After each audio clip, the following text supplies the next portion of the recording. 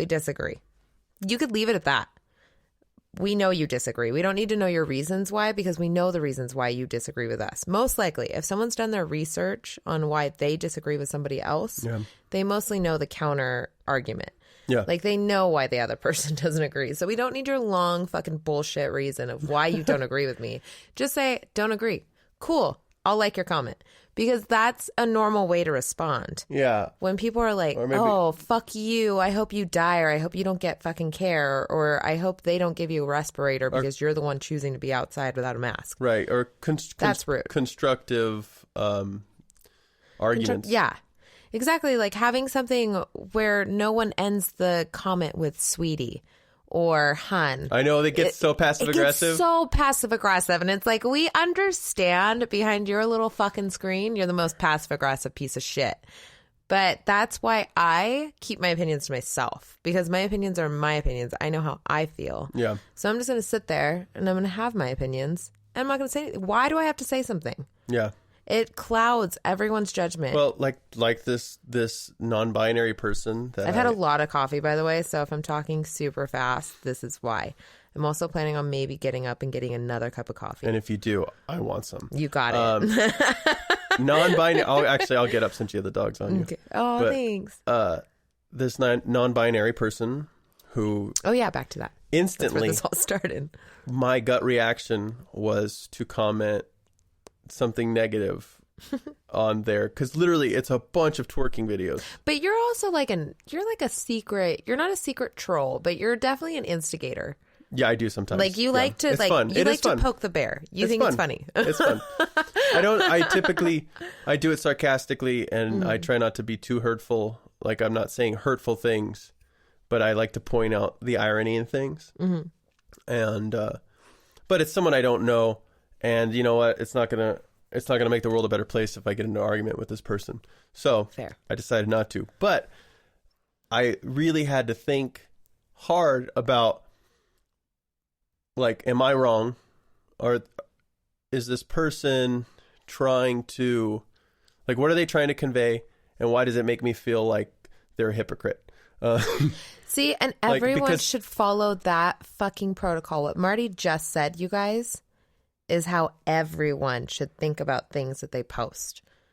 Because, well, it's funny. Right. I guess reacting. I don't know. Before you go on someone's Instagram and call them an Insta-ho. Or you could put hashtag Insta-ho and it's not as mean. Oh, there you go.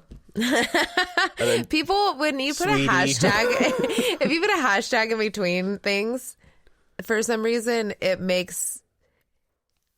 doesn't make it as bad if you hashtag it. Yeah, well, I don't know why. It's weird, though, like someone trying to take the gender out of everything. Yeah. Doing something that's obviously traditionally sexual in a very... female way? No, because males twerk, right? Do males twerk? Not a lot, but some do. Yeah. There's one gay guy who's really good at it. I feel like it's rare to see a good booty on a guy. Like Jim has a good booty. Yep. What's that kid's name? Travis. He has a good booty. Yeah, he's got a big butt. It's like he's almost got like a black booty. That thing's huge. He's got a badunk. It's bubble. But yeah, it's just really interesting. Like in this kind of sexualized show of this dance, which is, I mean, it literally is a provocative move because it symbolizes sex motions and movements. This is why, I mean, it's basically a humping motion, right? Oh, so you're saying someone that like is non-binary doing a sexual it's movement. Confusing because they're trying to take the gender out of it but still being sexualized. Yeah. But even the term sexualized has the word sex in it, like it's gender. So that's the thing. I guess I don't know this. It's weird, It's like, so if you're non-binary, it's just weird, different. Do you not do anything sexual? Like what? I think it's just like sometimes I'm male, sometimes I'm female, sometimes. But you don't want to have sex. No, it means your sex as in your sex organs. Okay. What about like people? Like, so they're basically saying I'm whatever I want to be. How do But that's the thing is like they're doing something that's obviously like, you know, like nuns, do nuns sexualized. masturbate? They're not supposed to masturbate, they're not right? supposed to. So here's my thing though. Like guys, because in religion, in that, I guess like the Pope or Yeah. a fucking priest, are they allowed to masturbate? No. So, but don't guys have to relieve themselves? Like, Not necessarily. so like if you just shut down in that way. So would a priest be? It can have certain health effects because your body starts absorbing it. Yeah. It internalizes. So why It is no actually one uses mad at that a sperm. priest for like being? I mean, technically, if you look at a priest, they're not non-binary, but they're not sexual. No, they're non. So they're, it's like they choose to do that lifestyle, which is against what everyone else thinks. So why is it okay for a priest to do it, but not okay for a fucking random person to be like, nah? But that's different though. Like I know it's different, but you're technically doing the same thing. Like there's people out there. there's celibacy, and then these people are like, I still have sex, but don't call me a girl, don't call me a boy. But I'm talking about someone that doesn't have sex. Oh, So I'm talking about someone that like calls themselves something that people aren't okay with, but yet a priest is pretty much the same that's thing. called asexual. Yeah. So Right? like I think so. Well, I don't know. I'm gonna have to research this. I'll fact check us after all of this. But so yeah, like I mean, I don't know. There's certain things like if you do something religiously and you're following like a Bible, Yeah. or you're following like whatever you believe in, then it's okay. Well, yeah, and Because there's weird radical things for But- like Catholics and Christians and Seventh Adventists or whatever. there's a good argument that it's not good though because of all of the outbreaks of child molestations. Well, I mean, I know that. Like, I'm not arguing that it's good. Right. I'm just saying those people that congregate with those titles Right, because there's God in front consider of it. it's It's okay. fine. Yeah. But then when, like, if you go to a rave and like people are choosing to have sex with each other, that's not okay. Right, because it's But it's molestation not socially. is okay because Jesus was there. So No, it's not okay to do it, but You're- you're forgiven if you go to church on Sunday. oh my God. And that's another thing too, guys. This whole like fucking not being able to congregate religiously and like hang out all to each other shoulder to shoulder and like praise Jesus or whatever God you believe in. My thing is with you is if you think you have to go into one of those buildings to be accepted by God, I'm going to say there's something wrong with you. Because you don't. You can pray at home. You can do everything at home. Yeah, you that's can a good point. practice loving Jesus. You can practice loving fucking Mother Mary. I don't care. Like, you can do all these things from home. So I don't understand, like, fuck it. Like, if your neighbor goes to church every Sunday too and they miss church, how about you guys both go outside and read a passage from across the street? Same fucking thing. Yeah. Someone could stand on top of their house. Well, and I like both sides of this argument because I think people should have the freedom to make their own choices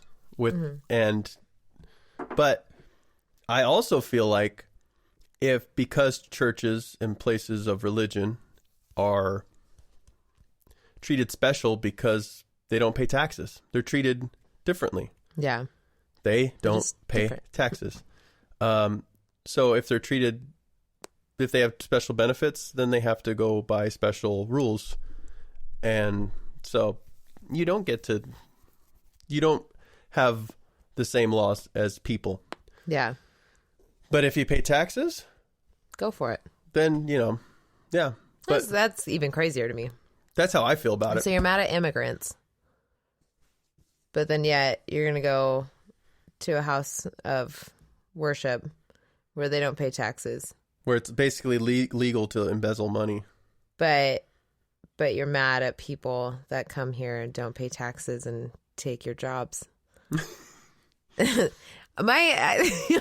Well, See, this is why. do you get my point though? Yeah. Like, a person's individual right to the government shouldn't control us because that's our freedoms. I mean, this literally Yeah. like it's in the Constitution. They cannot tell us there's there shouldn't be a martial law. They can't tell us what to do. And I get there's a safety thing going on. I get it. I get there's a fucking virus. It should be an individual's choice. Yeah. But with all that said, we're not talking about individuals. We're talking about a church who doesn't fucking pay taxes to the government. So they're treated like a fucking special group. Yeah. Well, then they have special rules now. You have to follow those rules.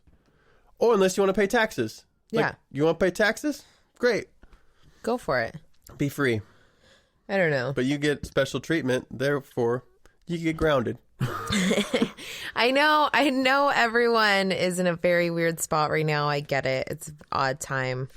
Some people are like, fuck it. This isn't a way to live. This is weird. And I will agree on some level. I definitely agree with that. I don't know. I don't know. I'm just whatever about it at this point. Like, I'm clearly not as safety regulated as I was when it started. I've definitely loosened up quite a bit. But we're still really good. We're doing all the things like washing our hands, trying not to touch our face. Yeah. We're really not doing a lot of things that are endangering others too much. No. No more than just average life. Yeah. The problem I have, like I get, because there's probably people right now screaming at me, with this is a dangerous disease for some people, and it can be very deadly. The problem I'm having is when government puts in law and says you cannot go outside, you cannot do certain things. I understand for this certain particular scenario, you think this is a good idea. But once that door is open, what if the flu outbreaks bad? What if something else happens, a forest fire? They say you can't leave because the law says so. We've already established these things. When something bad happens, we tell you what to do. Another person's going to dictate how you're going to protect your family, if you're going to flee, if you're going to have water, if you're going to have food. It's true. And yeah, who dictates that? Another person that you don't know is going to say, you can't do this with your kid. You can't, protect your family a certain way. Yeah. You can't flee to the woods, And that's my problem with it. Yeah. And I know this is a different scenario, but once that door's open, and throughout history, this is how it works. Worse. Yeah, it's just going to escalate. So once they have the ability to control us, they will. Well, I mean, here's the deal. It's always for our own good. 9/11 happened, and people kind of put themselves on lockdown. They were more cautious. People were a little freaked out. Yeah, people came together in a social way, like, okay, we got to keep our eyes out. Exactly. Like, we have to all look out for each other. Yeah. But this happened, and I'm not saying it's like 9/11, but more people were lost in New York than actual 9/11 day. So they were hit definitely the hardest. But when you restrict people like that, like in such a... Because you're so stacked. I get it. I get that cities are insane. You're stacked on top of each other. I understand it. Like, one person gets sick, you're getting that whole apartment complex sick. Yeah, it's a petri dish. It is. But I feel bad for them. Like, it's terrible. I was stir crazy just by like doing 5 days at our house. I got a little crazy. But I was at least able to go in our backyard and we garden. could go for walks. Go for a walk. Like, if you're in a city, you're just like... So some of these people that are in a little bit less kind of strict areas that are freaking out need to relax. Yeah, and that's the thing. That's the thing too, is because it's going to be really rare that like our small city, we've had such small cases because we're not stacked on top of each other. There's a lot more spread out. Yeah. So I think what should have happened, the way they should have done it, was cities, yes, take a lot more precaution, and rural areas kind of more calm, relaxed, not full on panic mode. Don't shut down the city. Don't shut down businesses. You should have just said, let's put these social distancing in place now. You have 1 week to get your business ready, and then you can open back up. I think that would have been fair, would have really reduced the whole panic thing. Because I think when people started shutting down businesses, that's when people were like, I'm going to fucking hoard everything. Like, it just induced panic.